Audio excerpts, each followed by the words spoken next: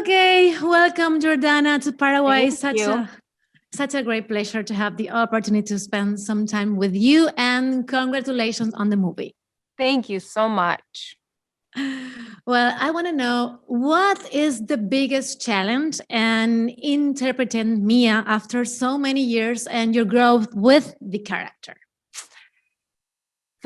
Such a good question. The biggest challenge I would say is to not get lazy. I think that's really, really important. I think to evolve and to find something new to do with her. And that's why, you know, with Justin, I kept saying, Justin, I really, really, really want to do some action on this one. And I was learning Taekwondo and I was sending videos shot on my iPhone of me fighting so that he could see that. And I also think that the evolution of the females in the franchise is also helping that. So that, Michelle came up to me and she was like, dude, we've never had a scene together. I was like, that is absurd. It's crazy. And So many years. in so many years. And so it was really fun to explore their character dynamic. And so I think you always have to look for, okay, what haven't we done yet? And that's been really gratifying. And the other thing that's really challenging with this franchise is sometimes you have to go back and watch them all and sort of go, okay, this is what happened. And then, okay, this history makes sense because of this. And to get all the character relationships right, you have to sit through 18 hours of Fast and Furious in order to, that's your homework before one of them starts. Cool. Your oldest son is 7 or 8, if I'm not mistaken. But I would like to know if becoming a mother changed your vision regarding Mia's character, who coincidentally also became a mother in the saga. Yes, it did. I think whenever I played a mother, it wasn't something that was visceral. It wasn't something that I understood in a very immediate way, like how high the stakes would be if something ever happened, if he was in danger. And then the minute I became one, I understood it.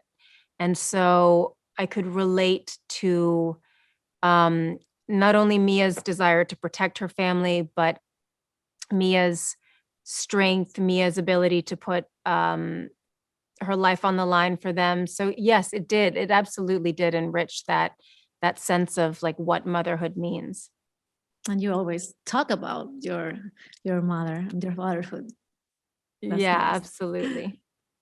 The Fast and Furious saga is not only entertain us with great action scenes, but also many great messages related to family values. So how do you all get along in the cast?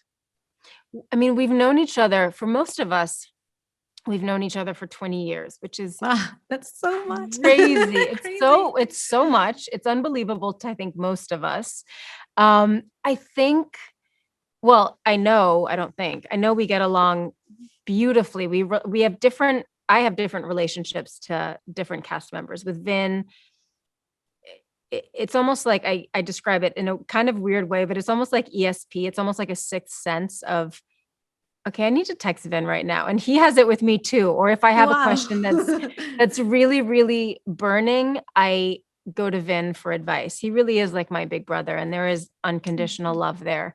And then, what's amazing about these films is every time we start one, we all get together, we all have speeches. There's this sense of community, and I can't imagine another franchise that has the same thing, but with that sense of fun and with that sense of carefreeness is also a huge sense of responsibility, because we don't get to do it unless we are making the best film possible. So I think we all feel like something really big is at stake. And so that collective sense of responsibility is cool to share as well, because we all care deeply about the films. Yes, and we see that in the movies. We see the friendship, the family. It's nice. Without spoiling too much, can you tell me what your favorite scene in this chapter in the saga is? My favorite scene.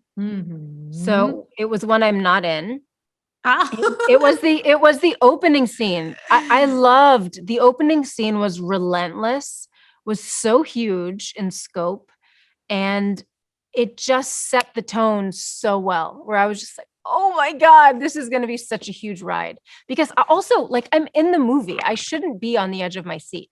I should know what's coming. I should just kind of be like, okay, what's coming? But I was just like, this is so exciting.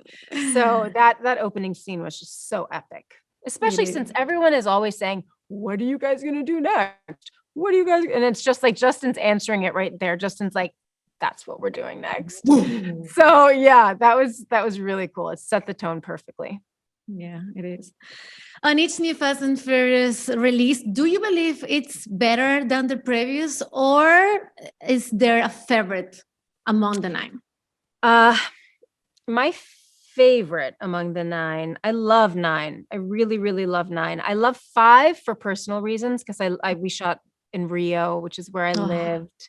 So that was, I think, just the setting, the level of action. You know, it was Justin's return after Tokyo Drift and 4, so that's not correct. But it was still, to me, 5 was so good. So I love 1, 5, and 9. To me, are all tied. Those are my favorites. Cool. Well, thank you very much for your time, Jordana. Thank It was a you. really pleasure to meet you, and I appreciate your time. I hope we can see each other on the next Fast and Furious. Yes, in person, absolutely. So thank you very much. Thank you.